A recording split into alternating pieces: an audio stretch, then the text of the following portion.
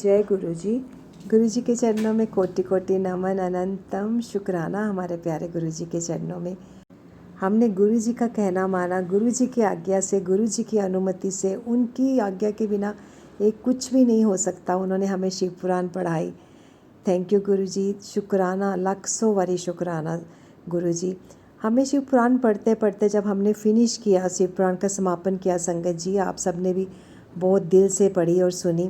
संगत जी, जब हम कोई भी पुराण और वेद पुराण पढ़ते हैं तो हमें बहुत सी चीज़ों का ज्ञान होता है जो हमें पहले नहीं हुआ। गुरुजी ने हमें प्रेरणा दी कि आप हमें सबको, हर संगत को इसे पढ़ना चाहिए। तो हमने शिव पुराण एक बार अपनी पूरी कंप्लीट कर दी। शिव पुराण पढ़ने के बाद हमें पता चला कि शिव जी की भक्ति किस में थी। जब हम शिव जी को ध्यान योग में देखते हैं, बैठे हुए मुद्रा योग में देखते हैं, तो हमें पता चला कि शिव जी राम जी के परम भगत थे और राम जी शिव जी के परम भक्त थे। और ये भी कहा जाता है कि शिव पुराण पढ़ते पढ़ते, शिव पुराण या पढ़ने के बाद हमें शिव स्तुति जरूर करें, राम स्तुति जरूर करनी चाहिए और रामायण या रामचरितमानस का पाठ भी अवश्य करना चाहिए, क्योंकि शिव जी जो हैं वो राम के नाम से अति जल्दी प्रसन्न होते हैं। तो हमें अपने शिव पुराण का पूरा लाभ उठाने के लिए एक बार रामचरित्र का पाठ अवश्य सुनना चाहिए और पढ़ना चाहिए। उसके बाद रामचरितमानस पढ़ने के बाद हम दोबारा से शिव पुराण शुरू करेंगे। और जो गुरुजी ने बोला हुआ है कि शिव पुराण को 2-3 बार पढ़ना चाहिए अपने लाइफ में, तो हम ज़रूर पढ़ेंगे। पर उससे पहले हमें एक बार शिव पुराण हमने संपूर्ण किया तो हमें एक बार राम का नाम अवश्य लेना चाहिए, प्रभु राम का। क्योंकि कहते हैं कि जब हम शिवलिंग पर बेल के पत्तों पर राम नाम लिख के चढ़ाते हैं तो हमारी इच्छाएं बहुत जल्दी सुनी जाती हैं, क्योंकि शिव जी परम भक्त हैं श्री राम के। तो ये छोटा सा एक कथा है जो रामचरितमानस में है। संगत जी आप सुनिए, आपको पता चलेगा कि शिव कितने बड़े राम भक्त थे और राम शिव जी की पूजा करते थे। ये अकेले ऐसे दो भगवान हैं जो परस्पर एक दूसरे की पूजा करते हैं। तो कितना बड़ा संयोग है। तो एक बार त्रेता युग में, ये सब मैं रामचरितमानस से पढ़ के सुना रही हूँ, बाल कांड में से मैंने ये लिया है। एक बार त्रेता युग में शिव जी अगस्त ऋषि के पास गए। उनके साथ जगत जननी भवानी सती जी भी थी। ऋषि ने संपूर्ण जगत के ईश्वर जानकर उनका पूजन किया, शिव जी का। मुनिवर अगस्त ने राम कथा विस्तार से कही, जिसको महेश्वर ने परम सुख मानकर सुना। फिर ऋषि ने शिवजी से सुंदर हरि भक्ति पूछी और शिवजी ने उनको अधिकारी पाकर अपना रहस्य भक्ति का निरूपण किया, यानी कि उन्होंने बताया कि वो किसको मानते हैं, किसकी वो पूजा करते हैं। श्री रघुनाथ जी के गुणों की कथाएं सुनते सुनते कुछ दिनों तक शिवजी वहाँ रहे। फिर मुनि से विदा मांगकर शिवजी दक्ष कुमारी सती जी के साथ अपने घर कैलाश को चले गए। उन्हीं दिनों पृथ्वी पर भार उतारने के लिए श्री हरि ने रघुवंश में अवतार लिया। वे अविनाशी भगवान उस समय पिता के वचन से राज्य का त्याग करके तपस्वी और साधु वेश में वन में विचर रहे थे। शिवजी हृदय से विचारते जा रहे थे कि भगवान के दर्शन मुझे किस प्रकार हों। प्रभु ने गुप्त रूप से अवतार लिया है, मेरे जाने से सब लोग जान जाएंगे। तो शंकर जी मन ही मन सोचते रहे। ये सब कुछ मैं पढ़ रही हूँ जी, रामचरितमानस का एक प्रसंग।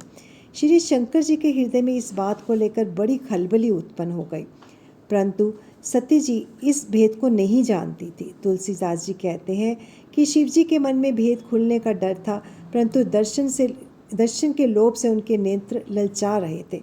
वो श्री राम जी के दर्शन को ललायित थे। जब ब्रह्मा जी से अपनी मृत्यु मनुष्य के हाथ में मांगी थी, ब्रह्मा जी के वचनों को प्रभु सत्य करना चाहते थे। मैं जो पास नहीं जाता हूँ तो बड़ा पछतावा रह जाएगा, इस प्रकार शिव जी विचार करते थे, परंतु कोई भी युक्ति ठीक नहीं बैठती थी। इस प्रकार महादेव जी चिंता के वश हो गए। उसी समय नीच रावण ने जाकर मारीच को साथ लिया और वह तुरंत कपट मृग बन गया। मूर्ख रावण ने छल करके सीता जी को हर लिया। उसे श्री रामचंद्र जी के वास्तविक प्रभाव का कुछ भी पता ना था। मृग को मारकर भाई लक्ष्मण सहित श्री हरि आश्रम गए और उसे खाली हाथ देखकर उनके नेत्रों में आंसू भर आए। श्री रघुनाथ जी के मनुष्यों की भांति विरह से व्याकुल हैं और दोनों भाई वन में सीता को खोजते हुए फिर रहे हैं। जिनके कभी कोई संयोग वियोग नहीं है, उनमें प्रत्यक्ष विरह का दुख देखा गया। श्री राम जी का चरित्र बड़ा ही विचित्र है। उसको पहुँचे हुए ज्ञानी जन ही जानते हैं। जो मंदबुद्धि हैं वे तो विशेष रूप से मोह के वश होकर हृदय में कुछ दूसरी ही बात समझ बैठते हैं। शिव जी ने उसी अवसर पर श्री राम जी को देखा। उनके हृदय में बहुत भारी आनंद उत्पन्न हुआ। उन शोभा के समुद्र श्री रामचंद्र जी को शिव जी ने नेत्र भर कर देखा, परंतु अवसर ठीक न जानकर अपना परिचय नहीं दिया। जगत को पवित्र करने वाले सच्चिदानंद की जय हो, इस प्रकार कहकर कामदेव का नाश करने वाले श्री शिव जी चल पड़े। कृपा निधान शिव जी बार बार आनंद से पुलकित होते हुए सती के साथ चले जा रहे थे। सती जी ने शंकर जी की यह दशा देखी तो उनके मन में बड़ा संदेह उत्पन्न हो गया और वे मन ही मन कहने लगी कि शंकर जी सारी जगत वंदना करता है, वे जगत के ईश्वर हैं, देवता हैं, महादेव हैं, मनुष्य मुनि सब उनके प्रति सिर नवाते हैं। यद्यपि सती ने प्रकट कुछ नहीं कहा, पर अंतर्यामी शिवजी सब जान गए। वे बोले, सुनो हे सती, तुम्हारा स्त्री स्वभाव है, ऐसे संदेह मन में कभी ना रखना चाहिए। जिनकी कथा का अगस्त ऋषि ने गान किया और जिनकी भक्ति मैंने मुनि को सुनाई, वे ही मेरे इष्ट देव श्री रघुवीर जी हैं, जिनकी सेवा ज्ञानी मुनि सदा किया करते हैं।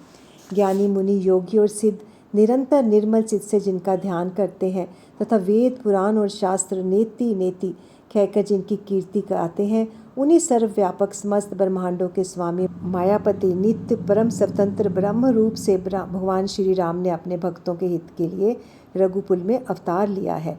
यद्यपि शिवजी ने बहुत बार समझाया, फिर भी सती के हृदय में उनका उपदेश नहीं बैठा।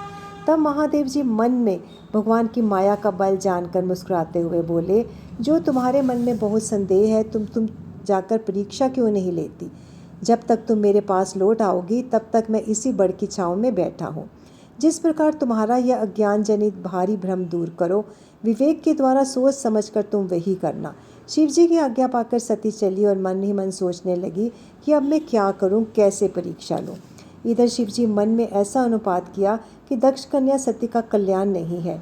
जब मेरे समझाने से भी इसका संदेह दूर नहीं होता, तब मालूम होता है कि विधाता ही उल्टे हैं। अब सती का कुशल नहीं है। जो कुछ सामने रच रखा है वही होगा, तर्क करके कौन शाखा बढ़ाए। ऐसा कहकर शिवजी भगवान श्री हरि का नाम जपने लगे और सती वहाँ गई जहाँ सुख के धाम प्रभु श्री रामचंद्र जी थे। सती बार बार मन में विचार करके सीता जी का रूप धारण करके उस मार्ग की ओर आगे चली जिसमें सती के विचारानुसार मनुष्यों के राजा रामचंद्र जी आ रहे थे। सती जी ने बनावटी वेश को देखकर लक्ष्मण जी चकित हो गए और उनके हृदय में बड़ा भ्रम हो गया। वे गंभीर होकर बोले हो गए, कुछ कह नहीं सके। धीर बुद्धि लक्ष्मण प्रभु श्री राम जी के प्रभाव को जानते थे। सब कुछ देखने वाले और सबके हृदय की जानने वाले देवताओं के स्वामी श्री रामचंद्र जी के सती के कपट को जान गए। जिनके स्मरण मात्र से अज्ञान का नाश हो जाता है, वे ही सर्वज्ञ भगवान श्री रामचंद्र जी ही हैं। श्री रामचंद्र जी के कोमल और रहस्य भरे वचन सुनकर सती जी को बड़ा संकोच हुआ। वे डरती हुई शिव जी के पास चली। उनके हृदय में बड़ी चिंता हो गई कि मैंने शंकर जी का कहना न माना और अपने अज्ञान का श्री रामचंद्र जी पर आरोप किया। अब जाकर मैं शिव जी को क्या उत्तर दूंगी? ये सोचते सोचते सती के हृदय में अत्यंत भयानक जलन पैदा हो गई। श्री रामचंद्र जी ने जान लिया कि सती जी को दुख हुआ है। तब उन्होंने अपना कुछ प्रभाव पकड़ करके उन्हें दिखलाया। सती जी ने मार्ग जाते हुए वह कौतुक देखा कि रामचंद्र जी सीता जी और लक्ष्मण जी सहित आगे चले जा रहे हैं। तब उन्होंने पीछे की ओर फिर देखा तो वहाँ भी भाई लक्ष्मण जी और सीता जी के साथ श्री रामचंद्र जी सुंदर वेश में दिखाई दिए। वे जिधर देखती उधर ही उन्हें प्रभु रामचंद्र जी विराजमान दिखाई देते। तो संगत जी, क्षमा चाहती हूँ मैं गुरु जी से भी, आप सबसे भी। मुझे इसको यहीं पर विराम देना होगा क्योंकि ये प्रसंग काफ़ी लंबा है। मैं सिर्फ ये आपको बताना चाहती हूँ कि शिव शंकर भोलेनाथ जो हैं वो शिव रामचंद्र जी के परम भगत हैं और उनकी भक्ति के बिना उनका कहीं पर भी वो किसी की तरफ भी नहीं विचार करते, सिर्फ उन्हीं की भक्ति में मगन रहते हैं। तो हमें शिव पुराण पढ़ने के बाद हमने जब संपूर्ण कर ली है तो हमें एक बार रामचरितमानस ज़रूर पढ़नी चाहिए और उम्मीद करती हूँ कि आप सब भी मेरे साथ शिव पुराण को बहुत ही उसी तरह से पढ़ेंगे, पूरे भाव से पढ़ेंगे जिस प्रकार हमने शिव पुराण पढ़ी है। रामचरितमानस को पढ़ेंगे और सुनेंगे। और संगत जी, उसके बाद रामचरितमानस के बाद हम एक बार अवश्य शिव पुराण का पाठ भी अवश्य करेंगे। एक बार गुरु जी का मंत्र बोल लेते हैं। आइए बड़े प्रेम से बोलते हैं। ओम नमः शिवाय, शिव जी सदा सहाय। ओम नमः शिवाय, गुरु जी सदा सहाय। गुरु जी आपका शुक्राना जितना करें आप उतना कम है। हमें आप वेद पुराणों का पाठ करवा रहे हैं, सारी संगत सुन रही है और सारी संगत का आप कल्याण करें, सबके घर में सुख शांति समृद्धि रखें। गुरु जी अब हमें आप आज्ञा दीजिए। गुरु जी हम शुरू करने जा रहे हैं जी रामचरितमानस। जय गुरु जी, जय गुरु जी, शुक्राना गुरु जी।